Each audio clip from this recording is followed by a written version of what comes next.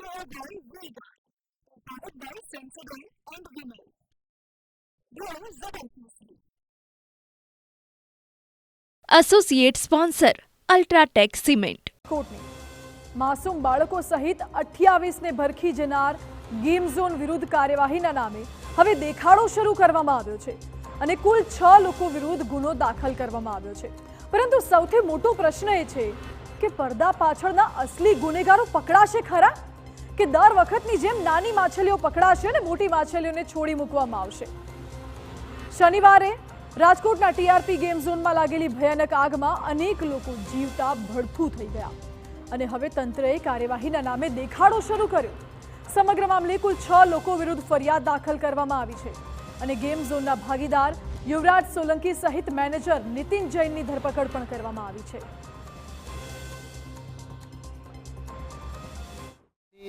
આપણે 27 જેટલી dead bodies recover થઈ હતી અને આ બધા ડેડ બોડીઝના સિવિલ હોસ્પિટલમાં ડીએનએની કામગીરી કરી અત્યારે આ ડીએનએ મેચિંગની કામગીરી FSL ગાંધીનગર ખાતે ચાલી રહી છે. આ બનાવના અનુસંધાનમાં રાજકોટ તાલુકા પોલીસ સ્ટેશનમાં 304, 308, 337, 338, 114 મુજબ 6 આરોપીઓ વિરુદ્ધ ગુના દાખલ કરવામાં આવેલા છે, જેને પૈકી 2 આરોપી યુવરાજ હરિસિંહ સોલંકી જે આ બધી ગેમિંગ ઝોનના વહીવટ કરતા હતા અને સાથે સાથે એનો મેનેજર નીતિન જૈન એની ધરપકડ અત્યારે કરવામાં આવી છે. બાકીના જે 4 આરોપીઓ છે એના માટે ક્રાઇમ બ્રાન્ચની 4 ટીમો અત્યારે કાર્યરત થઈ રહી છે અને ઝડપથી આરોપીઓ પકડાઈ જાય એના માટે તમામ પ્રયાસો રાજકોટ શહેર પોલીસ દ્વારા કરવામાં આવી રહ્યા છે. સરકાર દ્વારા ખૂબ જ ઝડપથી કાર્યવાહીની ખાતરી આપવામાં આવી છે. આવી જ ખાતરી રાજકોટ પોલીસ કમિશનરે પણ આપી છે. પણ સવાલ અહીં એ ઉઠે છે કે પ્રારંભિક તપાસમાં જ જે ચૂક સામે આવી તેનું શું? પોલીસ કમિશનરે સ્પષ્ટ કરી દીધું છે કે ટીઆરપી ગેમ ઝોન પાસે ફાયર એનઓસી જ નથી. સવાલ એ છે કે શું આટલા સમયથી આ વાત તંત્રના ધ્યાનમાં જ ન આવી?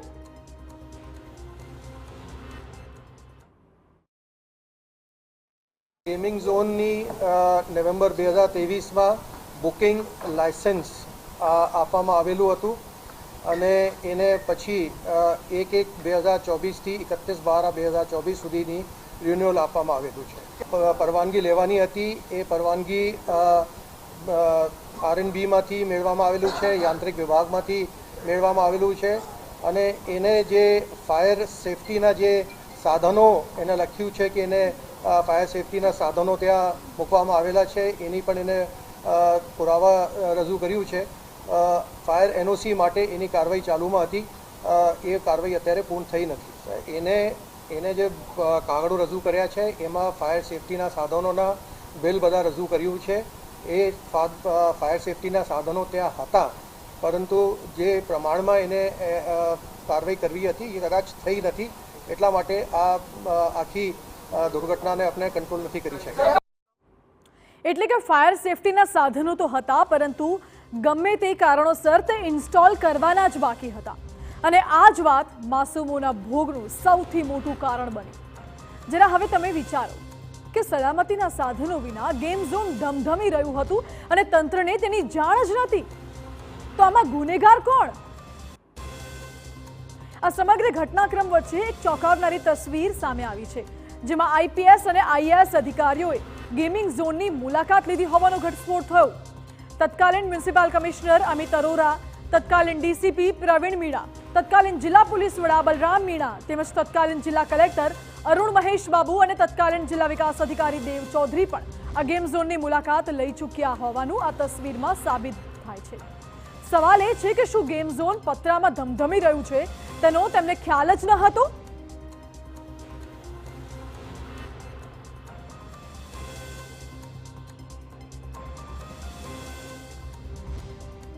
જી હા, Tour by Vega, powered by Sensodyne and Vimal.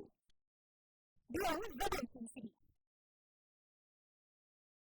Associate sponsor UltraTech cement.